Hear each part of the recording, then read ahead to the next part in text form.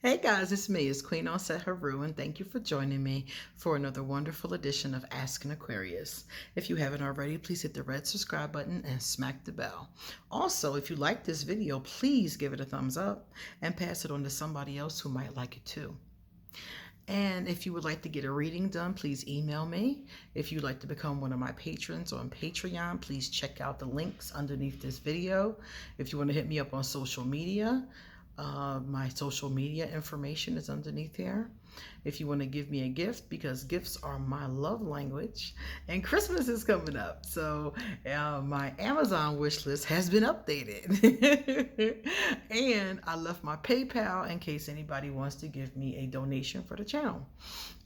There's also merchandise underneath the video and a bunch of other stuff, so check out underneath this video. Also, if you want to get a copy of this deck I'm getting ready to use for today's pick a card, the video before this one, I showed every card in this deck and left the link to purchase it, so please check that out.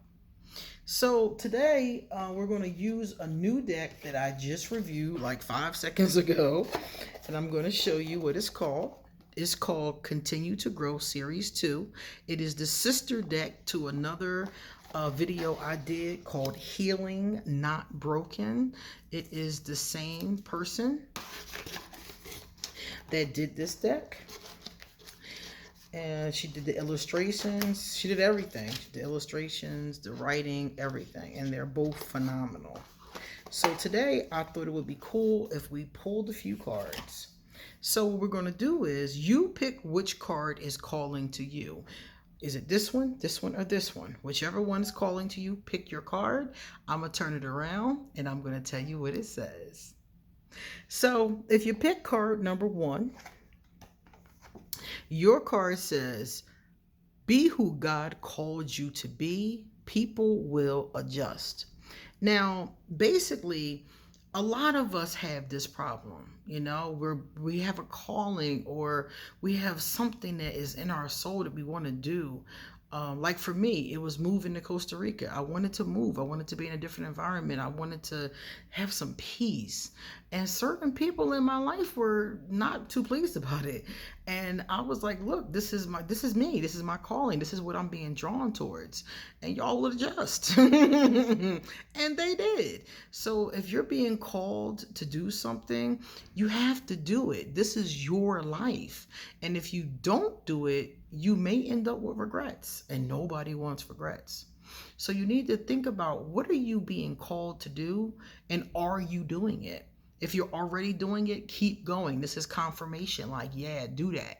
If you're not doing it, do it and let people adjust. Excellent message. I like that a lot. Number 2.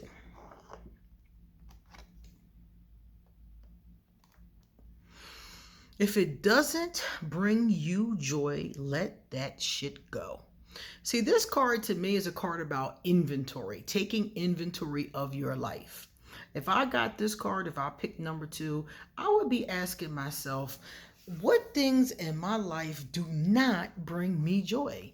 I would make a list of them.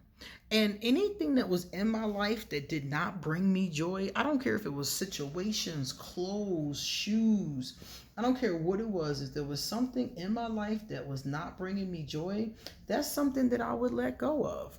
Because at the end of the day, you will come to find things that do not bring you joy do the exact opposite. They drain you. So make a list of things that, you know, are going on, and let them go. If it's people, if it's situations, if it's belongings. Some of us have old stagnant belongings, you know, that don't bring us joy, and we're just holding on to for one reason or another. If something is not bringing you joy, if a person, a job even, you know, what's wrong with finding a new one? What's wrong with walking away? You know, only you know when that's appropriate. But if it's not bringing you joy, you really got to question it. And number 3, today, try not to focus on the problems and focus on letting go. You're not responsible for fixing everyone and everything. Breathe. So with this one, I think that this happens a lot in families. I've seen mothers and fathers go through this a whole lot. And basically, you get to this point where you feel responsible for everything, and you have to fix every problem. And this is true. I mean, problems are yours to fix, but you don't have to fix them all right now. You can focus on letting go of some things that you can't, like things that you have no control over, for example. You can focus on releasing, surrendering, praying on those things. And also, you can't fix everyone and everything. Some things people got to fix on their own. And remember to breathe. I like this because I remember a certain point in my life when I was so anxious and so busy and so worried and so depressed at times that I would find myself holding my breath. So I noticed that with a lot of these spiritual decks, I noticed a lot of the times they tell you the importance of the breath, importance of breathing.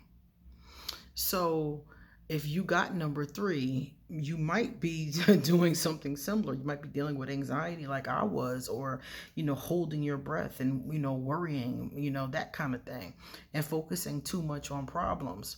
Another thing that happens when you're constantly focusing on problems, you're not focusing on the good things in life. You're not appreciating just the simplest everyday magic, colors, flowers, laughter.